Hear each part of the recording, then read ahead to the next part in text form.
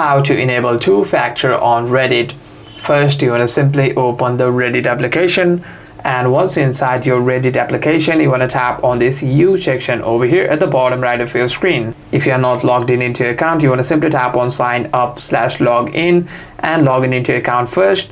Once you're logged in into your account, you want to simply go to your profile over here, tap on three bars at the top right of your screen and tap on settings. Tap on account settings over here, and by doing so you want to simply tap, and by doing so you can simply scroll down from here, and if the two-step verification option is available, you'd be able to find it over here.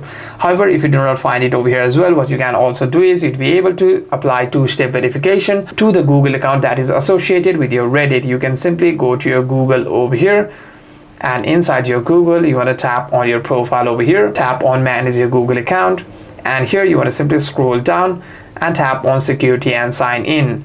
Here you'd be able to find the option called two-step verification over here. Simply tap on two-step verification and you'd be able to enable the two-step verification on your account. Hope this video was helpful, and if you have any further questions, make sure to leave a comment down below, and I'll see you guys on the next one.